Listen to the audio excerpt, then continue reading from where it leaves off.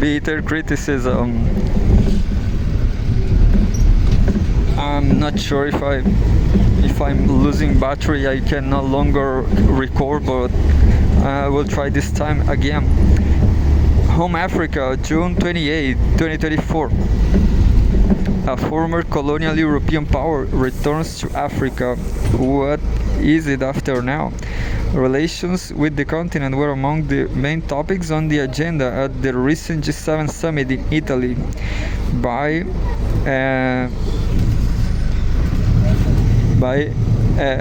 Vsevolod Zviridov, expert at the Center for African Studies, Higher Schools of Economics, Moscow. The history of relations between Western countries and Africa demonstrates that Western unity isn't that obvious when it comes to the continent. The EU doesn't have a single policy in regard to Africa. So, just a brief comment. I was someplace here, the recording in the sunset video. Well, on the sea, I mean. The history, yeah. The EU doesn't have a single policy in regard to Africa, let alone a coordinated EU-US policy in the region or a common strategy within the G7. After BRICS, the EU lost the UK as an important center of power, which largely determined Brussels' Africa policy. France, which in the absence of the UK tried to become the EU's main authority on Africa, suffered a series of painful defeats in the Sahel, and its Africa policy faced a systemic crisis.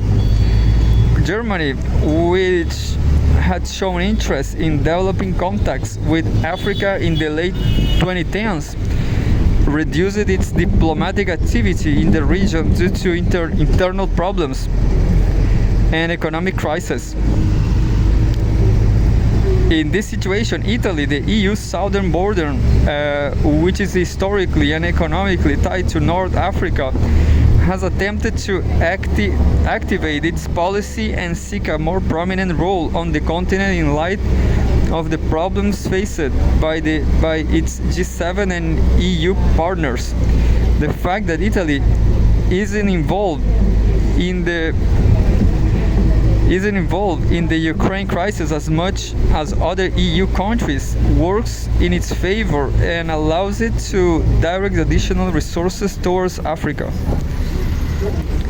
It is not surprising that Italy, which hosted the 50th G7 summit in June, included Africa among the main topics on the agenda. Although the G7 format is undergoing a crisis, it remains an important communication platform. Africa has often appeared on the agenda of the G7, and its summits are usually attended by the chairperson of the African Union, the chairman of the New Partnership for Africa's Development, NEPAD, and the heads of influential regional or Pan-African institutions or organizations.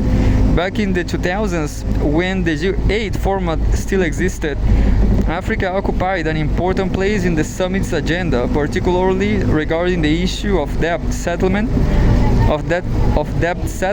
and the activities of the Paris Club. In 2024, the return of Africa of the summit's agenda marked an important trend. While previous summits had been almost exclusively dedicated to global crises, first the COVID-19 pandemic and then the Ukraine conflict, this year, for the first time since 2020, the G7 abandoned its tunnel vision. It is unusual for a host country to take the opportunity to deepen its own relations with Africa and proclaim the continent as one of the key topics.